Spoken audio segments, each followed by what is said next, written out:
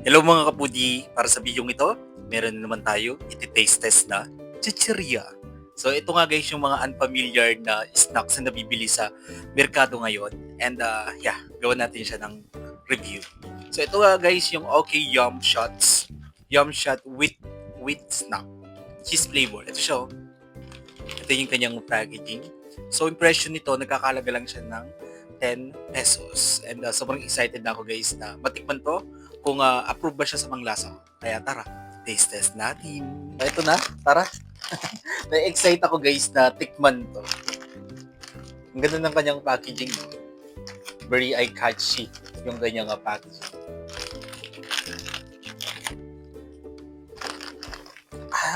Para siyang con guys, mga shoestring, ganun siya. Ang expected ko kasi, siya, para siyang yung potato fries, ganun siya. Pero ito hindi. Maninipis yung laman niya. Ipakita ko sa inyo. Ayun siya. Diba? Para siyang rinby. No? Para siyang yung shoestring. Ayun siya. Ganyan siya kanipis.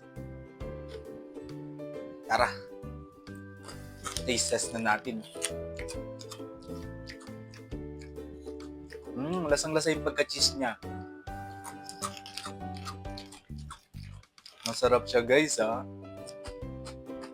Okay ito ha. Mas gusto ko to ha.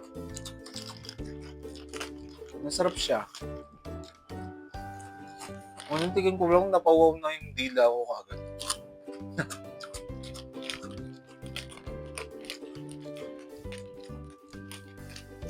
Marami magkakagusto dito. Lalong-lalo na may mga favorite kumain ng may mga cheese flavor. Magugustuhan nyo to guys. Okay sa akin to. 9 out of 10. Try nyo na guys.